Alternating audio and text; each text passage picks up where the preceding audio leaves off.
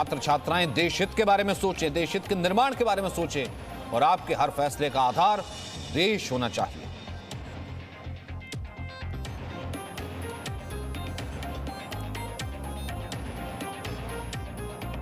समाज में वैचारिक मतभेद होते हैं, ये स्वाभाविक भी है, लेकिन जब बात राष्ट्रीय लक्ष्यों के प्राप्ति की हो तो हर मतभेद किनारे रख देना चाहिए। जब आप सभी युवा साथी इस सोच के साथ आगे बढ़ेंगे तो ऐसी कोई मंजिल नहीं जो हम मिलकर के हासिल न कर सके। शिक्षा हो, आर्थिक विकास हो, बेहतर रहन सहन हो, अवसर हो, महिलाओं का हक हो, सुरक्षा हो, राष्ट्रवाद हो, ये जो चीजें हैं जो हर नागरिक के लिए जरूरी होती है, ये कुछ ऐसे मुद्दे हैं जिन पर हम अपनी राजनीतिक या वैचारिक मजबूरियों के नाम पर असहमत हो ही नहीं सकते। यहां अलीगढ़ मुस्लिम यूनिवर्सिटी में इन मुद्दों पर बात करना मेरे लिए इसलिए भी स्वाभाविक है क्योंकि यहां से स्वतंत्रता के अनेक सेनानी निकले हैं, इस मिट्टी से निकले हैं। इन स्वतंत्रता सेनानियों की भी अपनी पारिवारिक, सामाजिक, वैचारिक परवरिश थी, अपने अपने विचार थे, लेकिन जब गुलामी से मुक्ति की बात आई तो सारे विचार आजादी के एक लक्ष्य के साथ ही जुड़ गए। न्यू इंडिया के विजन की जब हम बात करते हैं तो उसके मूल में भी यही है कि राष्ट्र के, समाज के विकास को राजनीतिक चश्मे से न देखा जाए। हां, जब हम इस बड़े उद्देश्य के लिए साथ आते हैं तो संभव है कि कुछ तत्व इससे परेशान हो।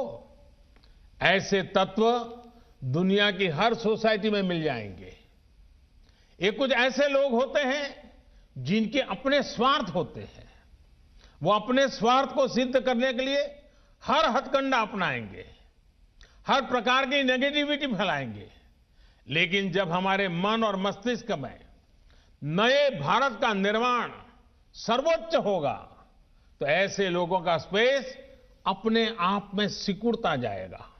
साथियों, पॉलिटिक्स इंतजार कर सकती है, सोसाइटी इंतजार कर सकती है, देश का डेवलपमेंट का इंतजार नहीं कर सकता। देश आज उस मार्ग पर बढ़ रहा है जहां का प्रत्येक नागरिक संविधान से मिले अपने अधिकारों को लेकर निश्चिंत रहे, अपने भविष्य को लेकर के निश्चिंत रहे। देश आज उस मार्ग पर बढ़ रहा है जहां मजहब की वजह से कोई पीछे न छूटे, सभी को आगे बढ़ने के समान अवसर मिले, सभी अपने सपने पूरे करें।